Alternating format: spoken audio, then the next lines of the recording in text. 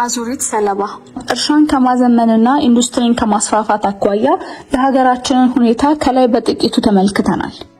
በዚህም በዘመናት ሁሉ ለሁሉም የኢትዮጵያ መንግስታት የጋራ ሆነው የተጣቡንን አንዳንድ ችግሮችን ማጤን አስችሎናል። እነዚህ ችግሮች ዋነኛ ውጤታቸው ደግሞ የድህነት አዙሪት ነው። በውሃ ቅዳ ውሃ መልስ ውስጥ መሽከርከር፣ ትናንትናም ከትናንት በስቲያም ዛሬም እዚያው መርገጥ፣ ታሪክን ለጥልና ለንትርክ እንጂ ዞሮ ለማየት ለመማር ለመሻሻል አንጠቀምበትም። ታሪካችን ከታሪክነት አልፎ ሕያው ሆኖ ዛሬም እኛን ያባላናል። ቀድሞ የመታን እንቅፋት ደግሞ ደጋግሞ ይመታናል። በዚህም የተነሳ ከዓለም ብቻ ሳይሆን ከችግሮቻችንም ወደ ኋላ ቀርተናል። ችግሮቻችንን ቀድመን አስፈላጊውን ዝግጅት አድርገን ተጠናክረን አንጠብቃቸውም። ይልቁንም ውድመት ፈጥረው ጉዳት ካስከተሉ በኋላ እንደርሳለን። ከድቆሳው ሳናገግምና ያለፈውን ችግር ሳንፈታ ስጋቶቻችን መልሰው መላልሰው በአዙሪት መልክ ይጎበኙናል። በዚህ መልኩ በየዘመኑ ስጋቶች ወደ አረንቋነት አድገው የፈጠሩብን ኪሳራ ቀላል አይደለም። ተግዳሮቶቹ ደግሞ ደጋግሞ መምጣታቸውና ህዝባችንን ችግር ውስጥ መክተታቸው የእርግማን ያህል ነው። መንግስትና ሌሎች የመፍትሄ አካላትም ቀድሞ አለመዘጋጀታቸው የእርግማኑን ጥልቀት ያሳያል። ችግሮቻችንን ለመፍታት የምንጓዝበት መንገድም አዙሪቱን የበለጠ የሚያበረታ ነው። አካሄዳችን አዲስ የመፍትሄ ሀሳብ የሚጎድለውና አዝጋሚ በመሆኑ ችግሮቻችን ይበልጥ እየተወሳሰቡ እዚህ ደርሰናል። አንድ ማሳያ እናንሳ። ድርቅ በየጥቂት ዓመታቱ እንደ ሩቅ ዘመድ ይጎበኛናል። የቅርብ ጊዜያቱን እንኳን ብንወስድ በአማካይ በ10 እና 12 ዓመታት ድርቅ ሰፋ ባለ ደረጃ ጎብኝቶናል። ድርቅ በዓለም ላይ የሚከሰት ያደጉ ያላደጉ ብሎ ሀገራትን የማይለይ የተፈጥሮ ሁነት ነው። የድርቁን ተጽዕኖ ከማሳነስ ብሎም ከማክሰምና ከመቋቋም አንጻር ያደጉ ሀገራት ካላደጉት ብዙ ልዩነት አላቸው። ባደጉ ሀገራት ከፍተኛ ዝግጁነት በመኖሩ ድርቅ ከዜናነት ባለፈ ይህ ነው የሚባል ጉዳት ሳያደርስ በቀላሉ የሚከላከሉት ጉዳይ ነው። በእኛና በመሰል ሀገሮች ግን ድርቅ ከተፈጥሯዊ ሁነትነት አልፎ በረሃብ አለንጋ ህዝባችንን የሚገርፍና የሚያረግፍ አውሬ ነው።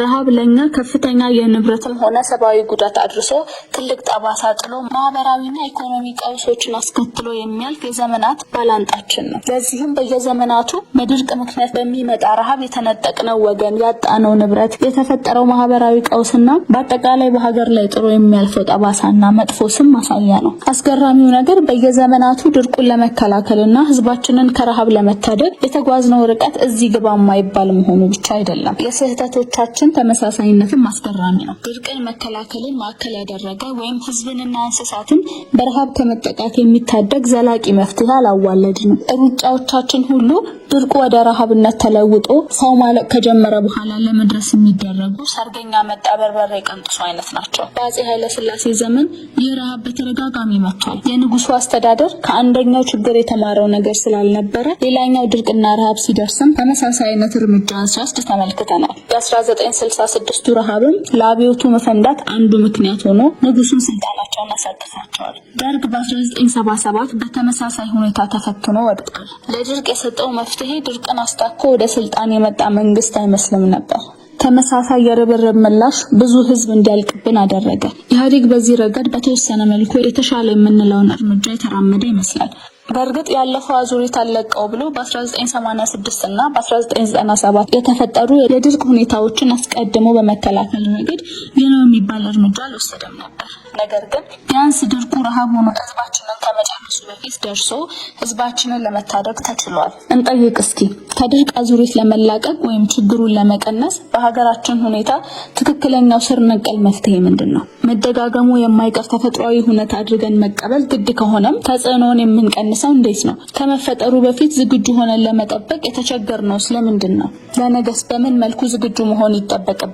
የሚሉት መልስ የሚሹ ጥያቄዎች ናቸው። ሌላው የአዙሪት ማሳያ ጦርነት ነው። የኢትዮጵያ ታሪክ የጦርነት ታሪክ ነው ቢባል ማጋነን አይሆንም። የሀገር ውስጥ የእርስ በርስ ጦርነትና ከውጭ ወራሪ ጋር የተደረጉ ጦርነቶች ለልማት ፋታ አይነሱን፣ የሰራነውንም መልሰው ሲያፈርሱብን የኖሩ ናቸው። በተለይ በዘመናዊት ኢትዮጵያ ከዳግማዊ አፄ ቴዎድሮስ ጀምሮ በዘመኑ ጦርነት ያልገጠመው ክተት ያላወጀ መንግስት የለንም ማለት እንችላለን። እንደ ዋናዎቹን እንኳን ብንወስድ ከቱርክ፣ ከግብጽ፣ ከደርቡሽ፣ ከእንግሊዝ፣ ከሱዳን፣ ከጣሊያን፣ ከሶማሊያና ከኤርትራ ጋር ተዋግተናል። የቀኝ ገዢዎችን እብሪት ለመታደግ ያደረግነው ተጋድሎ ለዓለም በተለይም ለወንድም ጥቁር ህዝብ ትምህርትና አርአያ የሆነ አኩሪ ገድል ነው። ከጎረቤቶቻችን ጋር የሚደረጉ ጦርነቶች ግን ሌላ መፍትሄ ያስፈልጋቸው ነበር። ጎረቤታሞች አብረን የምንዘልቀናል። ወዳጅ እንጂ ጎረቤት መምረጥ አይቻልም። ጎረቤትን ወዳጅ አድርጎ ተስማምቶ መኖር ብቸኛው አማራጭ ነው። በድንበር ያለው ህዝባችን ከህዝባቸው ጋር ብዙ የጋራ ነገር አለው። መሰል ጦርነቶችን ለማስቀረት መደረግ የሚገባቸው ሁሉ ሊደረግና በውይይት ሊፈታ ይገባል። ከጦርነት ታሪካችን አኳያ መመለስ ያሉብን ጥያቄዎች አሉ። መሸነፍ የጦርነት ባህሪ ቢሆንም ጦርነት የሚያስከትለውን ውድመት አስቀድሞ ከመከላከል አንፃር ምን ያህሉ በድንገት ደረሰብን? ምን ያህሉንስ በድርድር ለመፍታት ሞከርን? ሌላ መፍትሄስ የለም ነበር ወይ? ህዝባችን በጦርነት አዙሪት ውስጥ ልጆቹን እየገበረ ዋና የሥራ እንቀሳቃሽ ወጣቶቿን በጦርነት ያጣች ሀገር የሚደርስባት ስብራትስ በምን ይለካል? ምንስ ያህል ነው? ምርመራ ያስፈልጋል። የውስጥ ፖለቲካችንም የዚሁ አዙሪት ሰለባ ነው።